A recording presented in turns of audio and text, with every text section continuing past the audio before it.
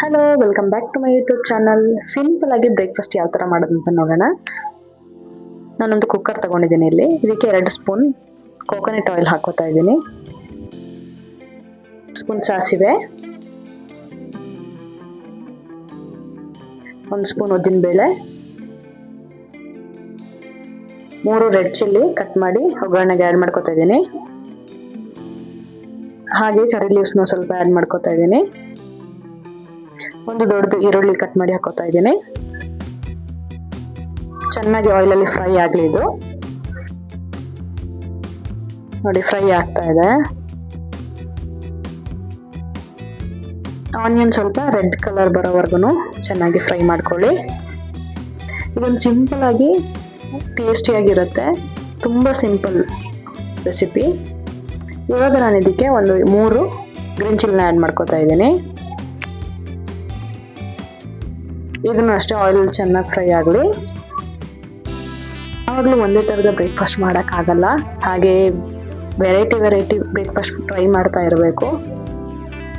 ನಾನು ಇವಾಗ ಇದಕ್ಕೆ ಒಂದು ಅರ್ಧ ಕಪ್ಪಷ್ಟು ಕೋಕೋನಟ್ ಆ್ಯಡ್ ಮಾಡ್ಕೋತಾ ಇದ್ದೀನಿ, ತೆಂಗಿನ ತುರಿ.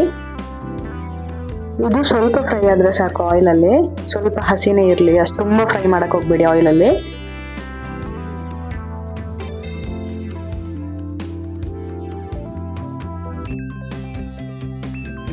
ಇವಾಗ ನಾನು ಇದಕ್ಕೆ ವಾಟರ್ ಆ್ಯಡ್ ಮಾಡ್ಕೋತಾ ಇದ್ದೀನಿ. ಫಸ್ಟ್ಗೆ ವಾಟರ್ ಆ್ಯಡ್ ಮಾಡ್ಕೊಳ್ಳಿ. ರೈಸ್ ತಗೋತೀರಾ ಅದ್ರ ಮೇಲೆ ಡಿಪೆಂಡು. ನಾನಿಲ್ಲಿ 3 ಜನಕ್ಕೆ ಆಗುವಷ್ಟು ಮಾಡ್ತಾ ಇದ್ದೀನಿ. ಸೊ ನಾನು 1.5 ಗ್ಲಾಸಷ್ಟು ಅಕ್ಕಿಗೆ ಇಲ್ಲಿ 3 ಗ್ಲಾಸಷ್ಟು ವಾಟರ್ ಆ್ಯಡ್ ಮಾಡ್ಕೋತಾ ಇದ್ದೀನಿ.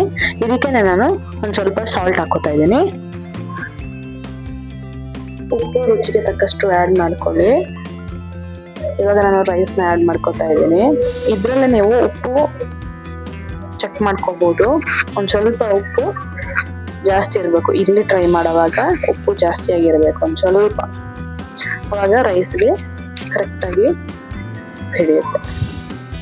ಒಂದು ಕೊದಿ ಬರ್ತಾ ಇದೆ. ಇವಾಗ ನಾನು ಲಿಡ್ನ ಕ್ಲೋಸ್ ಮಾಡಿ ಇದಕ್ಕೆ 3 ವಿಸಿಲ್ನ ಹಾಕೋತಾ ಇದ್ದೀನಿ. ಚಿಕ್ಕ ರೈಸ್ ಬರುತ್ತೆ, ಅದರಲ್ಲೂ ಮಾಡ್ಕೋಬೋದು ನೀವು. ಇದು ನೋಡ್ಬೋದು ಅನ್ನ ಎಷ್ಟು ಉದುರುದ್ರಾಗಿ ಬಂದಿದೆ ಅಂತ. ನೋಡಿದ್ರಲ್ಲ ಯಾವ ಥರ ಮಾಡೋದು ಅಂತ ಬ್ರೇಕ್ಫಾಸ್ಟ್. ಹೀಗೆ ನೋಡ್ತಾ ಇರಿ, ಸಬ್ಸ್ಕ್ರೈಬ್ ಮಾಡಿ, ಲೈಕ್ ಮಾಡಿ. Thank you so much for watching.